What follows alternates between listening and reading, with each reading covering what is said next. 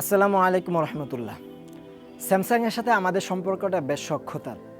একসময় ভালো কোনো ব্র্যান্ডের স্মার্টফোন বলতে আমরা কেবল স্যামসাংকেই চিনতাম। তারপর থেকে যখন আস্তে আস্তে বাজারে অন্যান্য ব্র্যান্ডের আগমন শুরু হয়, তখন থেকে স্যামসাংয়ের সাথে আমাদের কিছুটা দূরত্ব সৃষ্টি হয়। আর এর মূল কারণ ছিল স্যামসাংয়ের ফোনগুলো প্রচুর পরিমাণ হ্যাং করত, যার কারণে মানুষ স্যামসাংয়ের প্রতি অতিষ্ঠ হয়ে গিয়েছিল। যাই হোক, পরবর্তীতে স্যামসাং তাদের সমস্যাগুলো সমাধান করে বাজারে নিয়ে এলো একের পর এক স্মার্টফোন।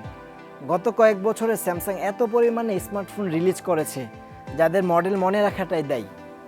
দর্শক, আজ স্যামসাং A31 এর ফুল রিভিউ নিয়ে হাজির হলাম আমি সাইফুল ইসলাম বিপুল।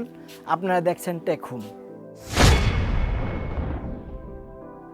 ভিডিওর মূল পর্বে যাওয়ার আগে যারা আমাদের চ্যানেলটি সাবস্ক্রাইব করেননি, সাবস্ক্রাইব করে ফেলুন। ধন্যবাদ।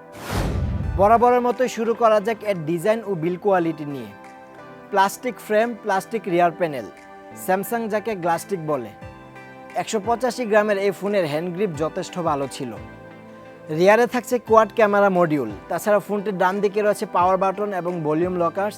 বাম দিকে থাকছে সিম কার্ড ট্রে, যাতে দুটি সিমের পাশাপাশি 512 জিবি পর্যন্ত মেমোরি কার্ড ইউজ করতে পারবেন। উপরের দিকে সেকেন্ডারি নয়েজ ক্যান্সেলেশন মাইক থাকছে, আর নিচের দিকে থাকছে 3.5 earphone jack, primary microphone, USB type C port ও লাউড স্পিকার গ্রিল, যার আউটপুট এভারেজ পর্যায়ের। এবারে ডিসপ্লে নিয়ে কথা বলা যাক। 6.4 inch infinity U super AMOLED display পাচ্ছেন এতে, যার অ্যাসপেক্ট রেশিও 20:9। এটি ফুল এইচডি প্লাস রেজুলেশনের ডিসপ্লে, যার পিপিআর 411। ডিসপ্লে সাইড বেজেল অনেকটা নেরো হলেও এর চিন চোখে লাগে। চিনটা আরেকটু মিনিমাল রাখা গেলে দেখতে আরও ভালো লাগতো। সুপার অ্যামোলেড ডিসপ্লের ভিউইং এক্সপিরিয়েন্স সবারই জানা, তাই এটি নিয়ে বিশদ আলোচনার দরকার নেই। এই ডিসপ্লেটির ম্যাক্সিমাম ব্রাইটনেস 635 নিটস পর্যন্ত, যার ফলে আউটডোরে ব্রাইটনেস নিয়ে কোনো প্রবলেম ফেস করতে হবে না। ডিসপ্লের নিচে দেওয়া হয়েছে ফিঙ্গারপ্রিন্ট সেন্সর, যার আনলকিং স্পিড মোটামুটি ফাস্ট। তাছাড়া সবাই জানেন আন্ডার ডিসপ্লে ফিঙ্গারপ্রিন্টের আনলকিং স্পিড কিছুটা ডিলে হয়ে থাকে। তবে হতাশ হওয়ার কোনো কারণ নেই, এতে ফেস আনলক সুবিধা থাকছে, যা ফাস্ট কাজ করে। স্যামসাং A31-এ সিপিইউ হিসেবে ব্যবহার করা হয়েছে MediaTek Helio P65 octa-core processor, যা সর্বোচ্চ ক্লক স্পিড 2 GHz পর্যন্ত। আর জিপিইউ হিসেবে থাকছে মালি G52 MC2, যার ক্লক স্পিড 820 মেগাহার্টজ। এর পারফরমেন্সের কথা যদি বলি, ডেইলি ইউজে কোনো প্রকার ঝামেলা ছাড়া ইউজ করতে পারবেন। অ্যাপ ওপেনিং টাইম ফাস্ট, মাল্টিটাস্কিংয়ের ক্ষেত্রে কোনো ইস্যু লক্ষ্য করিনি। তবে বাজেট অনুযায়ী এর গেমিং পারফরমেন্স নিয়ে সন্তুষ্ট হতে পারিনি। এতে পাবজি প্লে করা যায় ম্যাক্সিমাম এইচডি গ্রাফিক্সে হাই ফ্রেম রেটে, তবে অ্যাকশন মুভমেন্টে গেলে মাঝে মাঝে ফ্রেম ড্রপ ও ল্যাগ করে। ফ্রি ফায়ার প্লে করেছিলাম এতে, যেটি ভালোভাবেই প্লে হয়েছিল। মোট কথা A31 কোনো হেভি গেমিংয়ের জন্য নয়, মিড লেভেলের গেমার বা যারা টুকটাক গেম খেলেন তাদের জন্য এই ফোনটি। অপারেটিং সিস্টেম হিসেবে অ্যান্ড্রয়েড 11 এবং One UI 3.1 থাকছে এতে। ফোনটিতে প্রয়োজনীয় সকল সেন্সরের পাশাপাশি প্রয়োজনীয় কিছু ফিচার যেমন always on display, dark mode, wide bind L1 certificate, FM radio থাকছে। এবার আর আকর্ষণীয় দিক ক্যামেরা নিয়ে কথা বলার পালা।